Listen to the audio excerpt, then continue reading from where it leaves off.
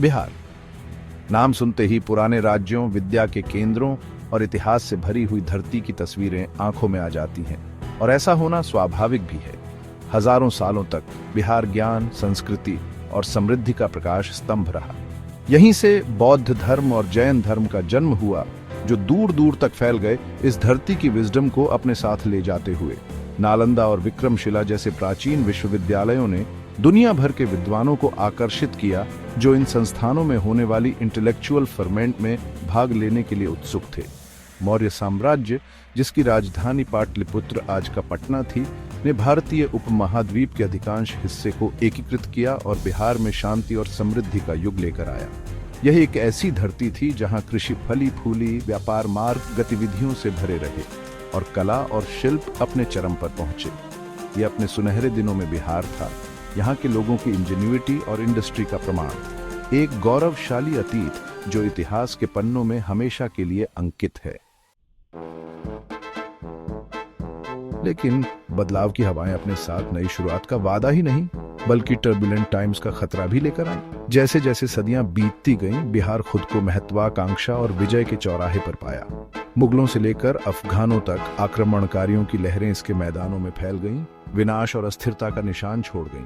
हालांकि कुछ शासकों जैसे शेरशाह सूरी ने कुछ हद तक स्थिरता लाई और प्रशासनिक सुधार लागू किए, लेकिन उनके प्रयास अक्सर अल्पकालिक रहे।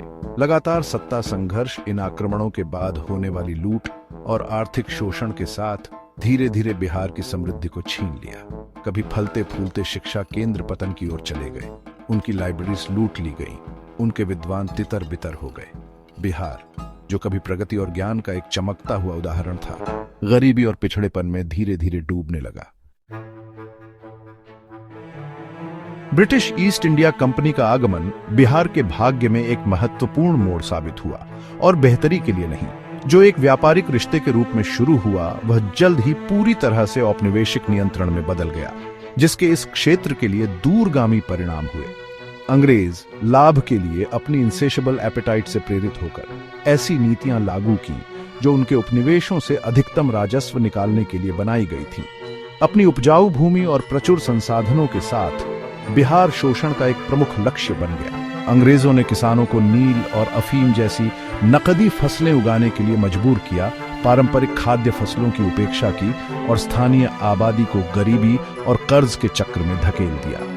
पारंपरिक उद्योग, जो कभी बिहार की अर्थव्यवस्था की रीढ़ थे, ब्रिटेन से सस्ते निर्मित माल की आमद का मुकाबला करने में असमर्थ व्यवस्थित रूप से नष्ट हो गए। ब्रिटिश राज्य ने लाभ की अपनी निरंतर खोज में बिहार की अर्थव्यवस्था को एक विनाशकारी झटका दिया, जिससे यह गरीब और कृषि पर बहुत अधिक निर्भर हो गया।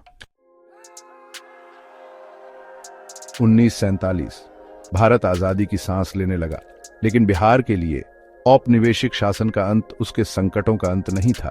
भारत के विभाजन ने बंगाल के समृद्ध क्षेत्रों, जो कभी बंगाल प्रेसिडेंसी का हिस्सा थे, को पाकिस्तान जाते देखा।